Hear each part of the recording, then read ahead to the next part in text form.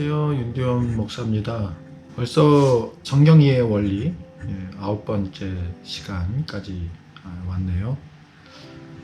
지난 시간까지 우리가 나눴던 이야기 간단하게 아마 정리하고 오늘 이야기를 시작할까 합니다. 지금 우리는 성경 이해의 원리라는 주제로 이 영상 세미나를 함께 하고 계시죠. 하나님은 창조를 통해서 무질서한 이 세상에 완전한 질서를 세우셨습니다. 하나님께서 세우신 창조 질서는 무엇을 통하여 세워집니까? 여러분들 잘 아시는 대로 말씀이죠. 말씀에 의해서였죠. 그렇기 때문에 우리에게도 하나님의 말씀이 필요한 겁니다. 죄로 말미암아 무질서했던 우리, 조그만 방심에도 세상의 무질서함에 쉽게 타협하기 때문에 내 안에 이루실 하나님의 질서가 반드시 필요한데 그 질서는 바로 말씀을 통해서 주어지는 겁니다. 이 사역을 담당하신 이가 바로 성령 하나님이시지요. 그래서 제가 둘째 시간 때에 극호에 불어넣으신 생기와 하나님의 형상의 상관관계를 그토록 강조한 것입니다. 같은 의미로 주어진 생기 그리고 하나님의 형상은 바로 성령이시라고 말씀드렸죠. 원어까지 풀어가면서 긴 시간 일부러 설명을 해드렸습니다. 이렇게 인간이 하나님의 대리 통치자로서 창조되고 생육과 번성, 정복함과 다스림의 축복을 누리고 그 명령을 준행하였지만 뱀의 유혹으로 말미암아 욕심을 잉태하게 됐고 죄를 낳게 됐습니다. 하나님께서 인간을 지극히 사랑하셨지만 인간은 넘지 말아야 할 선을 넘고 말았어요. 스스로 하나님이 되려고 한 선이었었죠. 하나님처럼 되고 싶어하는 건 욕심일 수밖에 없어요. 인간이 지음받은 대로 주어진 능력의 100%를 쓸 수 있었다면 지금 우리의 상태와는 당연히 비교할 수 없을 만큼 이미 대단한 능력자였음에 틀림없었을 텐데 아무리 대단한 능력을 갖고 있었어도 결코 인간은 하나님이 될 수 없고 하나님을 대신할 수도 없습니다. 그건 진리예요. 그건 천사도 마찬가지였지 않습니까? 타락한 천사도 그 선을 넘으려고 했어요. 스스로 하나님처럼 되려고 했던 거고 결국 사탄이 되어버린 거잖아요. 그 선을 넘지 말라고. 동산의 모든 열매를 먹어도 좋다라는 말은 내가 창조한 모든 것을 다 누려도 좋다는 너그러우신 하나님의 자비임이 틀림없는데 넘지 말라라고 했던 그 선, 넘어서는 안 될 선, 넘으면 죄에 빠질 수밖에 없는 그 선을 넘지 않도록 하기 위해 동산 중앙에 신이 두신 안전장치, 선악을 알게 하는 나무를 두신 것인데 그걸 먹어버린 것이죠. 넘어선 안 될 선을 넘어버린 겁니다. 그렇게 죄를 범하고 만 것입니다. 이것은 말씀을 통해 제공되는 또 하나의 도움이기도 합니다. 말씀을 통해 우리는 하나님이 누구신지, 그분의 존재감과 정체성, 그리고 그분이 나에게 어떤 의미이신가를 알 수 있게 해주십니다. 그러니 분명히 말씀은 오늘날의 선악과임에 틀림없는 거죠. 아담이 동산 중앙을 오고 가며 선악을 알게 하는 나무를 보고 이 모든 것이 하나님이 지으신 것이다, 하나님의 소유다, 하나님이 왕이시다를 알 수 있었던 것처럼 말씀도 우리에게 바로 이 진리를 알려줍니다. 그러니 말씀을 멀리하면 당연히 우리는 그 진리를 망각하게 되는 겁니다. 잃어버리게 되는 겁니다. 그러면 죄와 가까워질 수밖에 없겠죠. 그리고 그 말씀이, 그 약속이 실현된 현대적 선악과나무 십자가는 그 왕이 친히 종이 되셔서 모진 고초를 당하시면서까지 당신의 왕되심을 증명하셨습니다. 세상의 왕은 힘으로 자신을 높이지만 우리 왕은 사랑으로 약속을 성취하시고 스스로 낮아지셔서 섬김과 겸손을 보여주신 진리의 모델이 되신 것이죠. 결국 주신 기회조차 살리지 못하고 죄로 말미암아 에덴 동산에서 쫓겨난 아담과 하와에게 하나님과의 교제의 유일한 방편을 주시죠. 제사제도입니다. 그런데 이 제사는 죄에 대한 일시적 해결 방법이었기 때문에 반드시 희생제사여야 했습니다. 그러나 가인은 희생제사가 아닌 마치 11조를 하듯 땅의 소산으로 하나님께 제사를 드렸죠. 하나님은 받지 않으십니다. 하나님이 가르쳐 주신 대로 희생제사를 드린 아벨의 제사만을 받으셔요. 가인은 그만 극도의 질투와 분노로 눈이 뒤집혀서 아벨을 살해합니다. 이렇게 가인은 힘을 숭상하는 계보의 시초가 되는 겁니다. 말씀과 예배를 중시하던 아벨의 계보를 이어가도록 하나님은 셋을 주십니다. 세상은 이렇게 두 계열로 나눠집니다. 그것은 지금까지도 인류의 전 역사를 통해 이어지고 있습니다. 이 계열은 이렇게도 표현되죠. 하나님을 따르는 자들 대 하나님을 대적하는 자들. 이것은 이렇게도 설명됩니다. 말씀을 통해 하나님의 질서 가운데 있는 사람들과 말씀을 거부함으로 혼돈 가운데 있는 자들.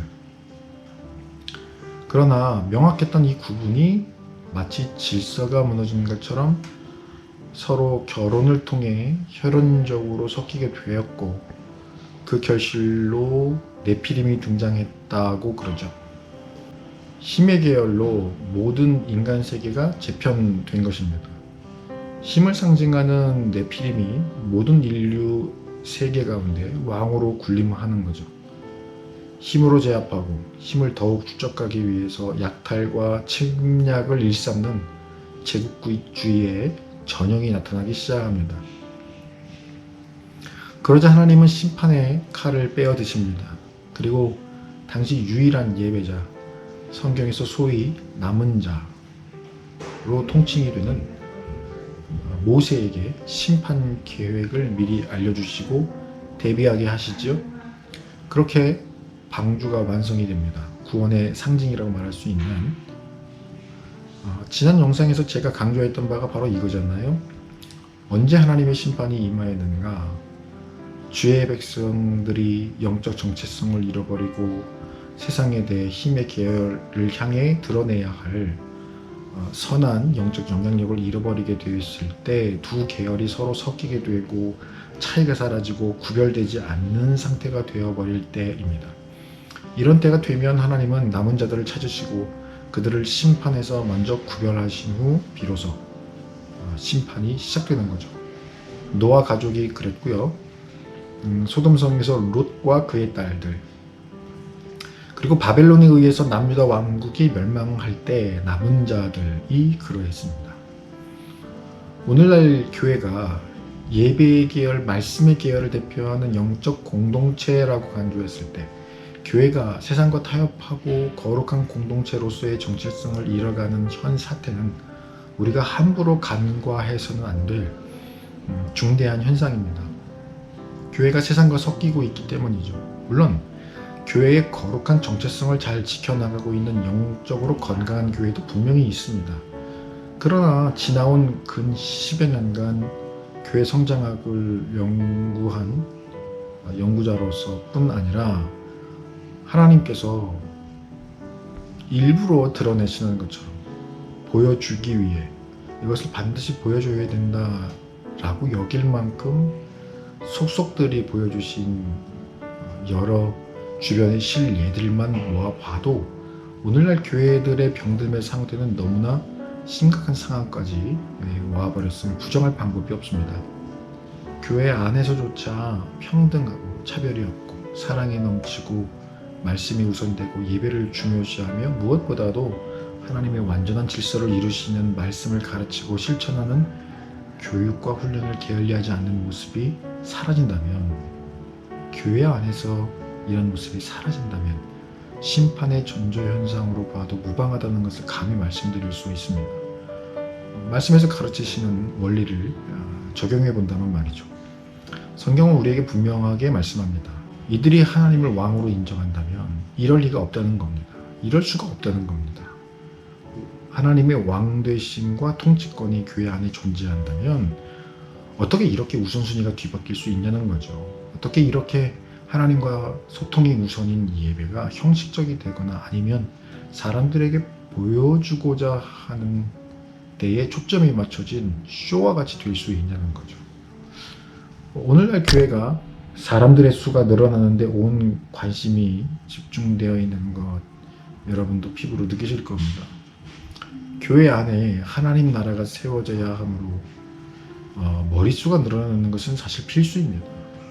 국민이 없는 나라가 없듯 하나님 나라도 그 나라를 이루고 있는 사람의 수가 많아져야 하면 당연한 현상입니다.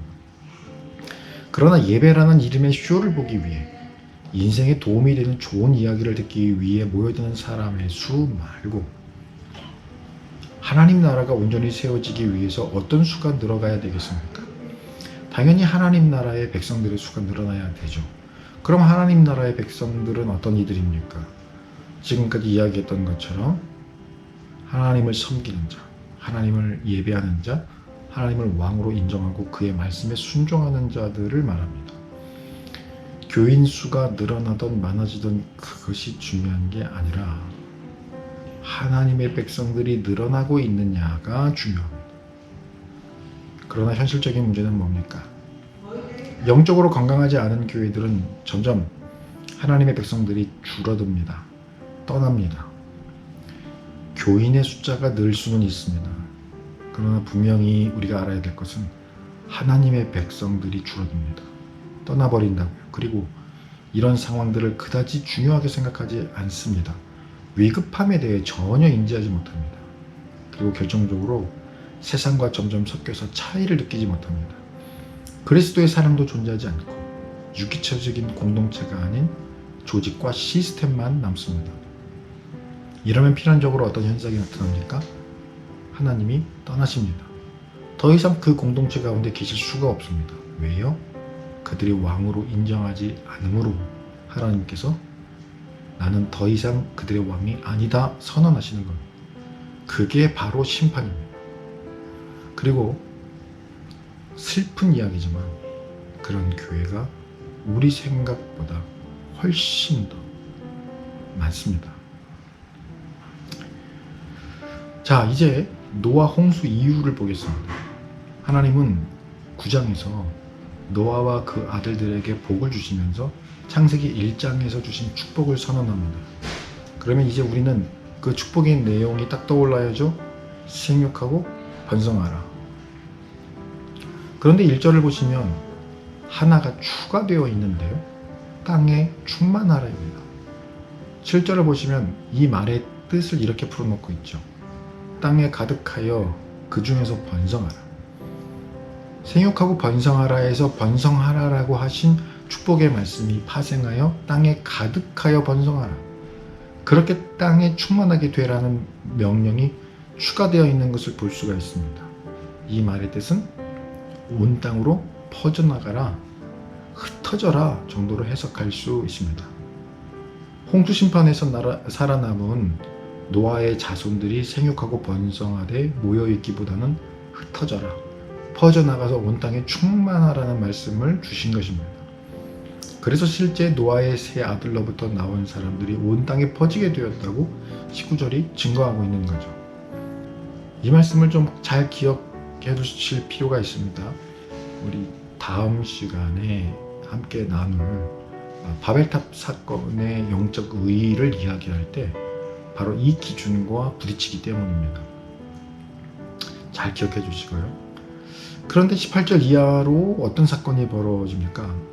노아의 아들 함이 포도주에 취해 장막 안에 벌거벗은 채 잠든 아버지 노아의 모습을 보고 밖으로 나가 떠버리기 시작한 것입니다. 여기서 보다라는 말은 단순히 우연히 지나치다가 보게 되었다는 뜻이 아니라 어떤 목적을 가지고 면밀히 관찰하다, 더 나아가서는 즐기기 위한 목적으로 보다라는 의미를 가지고 있습니다. 매우 악한 의도를 가지고 벌거벗은 아비의 하체를 지켜보았다는 것이죠. 이는 18절에서 세 아들의 이름을 언급하며 함의 경우는 가나안의 아버지라고 하는 해설을 덧붙이는 것과 무관하지 않은 것 같습니다. 가나안의 자손들은 훗날 가나안 땅에 살던 족속들이 되며 성경은 가나안을 우상의 땅으로 묘사하고 있습니다. 고대 근동 당시 우상들의 제사법은 성적으로 매우 타락한 성향을 보여주었죠. 특히 동성애의 시발점 내지는 대표적인 유행 시점으로 보는 예가 많습니다. 어쨌든 아버지 노아의 치부를 즐기는 것을 넘어서서 나가서 두 형제에게 알리기까지 하였는데, 이는 배반하다, 누설하다, 해설하다의 의미를 가진 그런 단어로서 아버지와의 신의를 배반하고 그 상황을 자세하게 설명함으로써 다른 두 아들들 또한 자기가 저지른 범죄 행위에 동참시키려고 하는 의도가 다분한 것으로 보입니다. 이것이 바로 죄의 전염성을 보여준 예가 되겠죠. 남들마저 죄에 동참시킴으로써 자기 자신의 양심의 죄를 덜고 심리적 안정을 얻기 위한 행동이라고 볼 수 있습니다. 하와가 아담에게 그랬던 것 아닙니까? 반면 샘과 야벳은 어떻습니까? 평소에 이불로도 사용하는 겉옷을 들고 뒤로 들어가서 아버지를 덮어주는 것을 볼 수 있습니다. 여기서 덮어주다라는 말은 덮어 가리다라는 뜻도 있지만 죄를 가리워서 용서하다라는 의미로 더 많이 사용되던 단어입니다. 즉 셈과 야벳은 함과 달리 아버지 노아의 수치를 가리워주고 허물을 덮어주고자 한 것입니다. 잠언 17장 9절의 말씀에도 허물을 덮어주는 자는 사랑을 구하는 자요 그것을 거듭 말하는 자는 친한 것을 이간하는 자니라 라는 말씀이 있습니다. 오늘날 교회와 성도들이 갖춰야 할 중요한 덕목 중 하나로 보여주시는 듯 하지요. 그래서 결국 노아는 작은 아들 함에게 앞으로 있을 일에 대해서 예언하되 그의 자손들이 저주를 받아 형제들의 종이 될 것이라고 이야기합니다. 이 본문을 노아 자기도 잘못이 있는데 아들을 이렇게까지 저주하는 것은 너무한 게 아니냐라는 식으로 받아들이시기보다 이는 아담과 하와의 자녀 때에서 두 계열이 나눠진 것처럼, 예배의 계열과 힘의 계열이 나눠진 것처럼 노아의 아들들 안에서 두 계열이 나누어지고 있음을 보실 필요가 있습니다. 우리는 지금 어디까지나 성경 이해의 원리에 대해서 함께 나누고 있는 거니까요. 한 대를 못 건너가고 이렇게 하나님을 예배하는 자와 대적하는 계열이 나누어진다는 게 우리 인간이 죄에 대하여 얼마나 연약한가를 여실히 보여주는 것은 아닐런지요. 10장으로 넘어가서는 함의 자손들을 나열하면서 그의 족보가 니므롯에 주목하는 것을 볼 수 있습니다. 8절에서는 그가 세상의 첫 용사라고 소개하죠. 여기서 용사는 곧 왕을 의미합니다. 세상의 왕은 무엇을 소유하기를 원하는 자입니까? 힘이죠. 그래서 잘 싸우는 사람들을 모았을 것이고 이것이 군대가 되죠. 약탈과 침략을 통해서 빼앗고 침탈하며 더 모으고 힘을 키웠을 겁니다. 전쟁을 말하는 거죠. 9절은 그가 여호수아 앞에서 용감한 싸움꾼이 되었다고 말씀하지요. 여기 여호와 앞에서라는 말은 되게 긍정적으로 들리지만 사실 원어대로 해석하면 여호와께 대항하여 against의 뜻입니다. 이것이 바로 하나님을 대적하는 힘의 계열이라는 것을 증명하고 있는 거죠. 그리고 그가 용감한 사냥꾼이라고 밝히고 있는데 남들에 비해 훨씬 탁월한 사냥꾼임에는 틀림없는데 그가 가진 탁월한 힘을 이용해서 동물뿐 아니라 사람까지 사냥하는 악한 사냥꾼이었을 것이라고 르폴드라는 주석가는 이야기하고 있습니다. 반면 셈의 족보는 어떻습니까? 전에도 성경에 족보가 등장하는 이유에 대해서 말씀드렸죠. 족보의 마지막에 등장하는 한 사람을 조명하기 위한 목적을 가지고 있다라고 말씀드렸는데 함의 족보가 하나님을 대적하는 용사 니므롯을 조명하고 있다면 셈의 족보는 아브라함을 조명하고 있는 것을 볼 수 있습니다. 하나님은 아브라함을 부르셔서 하나님 나라의 모델을 세우시고자 하죠. 하나님께 드리는 예배 문화가 특징인 나라, 공동체로서의 이스라엘을 세우시기 위해 부름받은 달신상 장사꾼 집의 아들 아브라함을 소개하고 있습니다. 그리고 다음 주에 소개해드릴 11장 초반부의 바벨탑 사건은 아브라함을 통해 세우시려는 하나님의 나라와 이제 역사적으로 전면 대치되고 계속해서 역사 속에서 대결하는 그런 구도이다라는 것을 알 수 있습니다. 자, 그래서 오늘은 여기까지 우리가 함께 말씀을 나누고요. 다음 주에는 이제 바벨탑 사건의 영적 의미에 대해서 함께 나누면서 이제 11장까지 마무리가 되고요. 성경 이해의 원리 영상 세미나를 그렇게 마무리할까 합니다. 지금까지 기도해 주신 여러분 감사하고요. 이렇게 인사하니까 꼭 오늘 끝나는 것 같으네요. 다음 주에도 이제 인사를 드리겠습니다만은 다음 주까지 해서 잘 마무리가 될 수 있도록 끝까지 기도로 동참해 주시기를 부탁을 드립니다. 여러분 좋은 하루 되시고요. 다음 주에 뵙겠습니다. 감사합니다.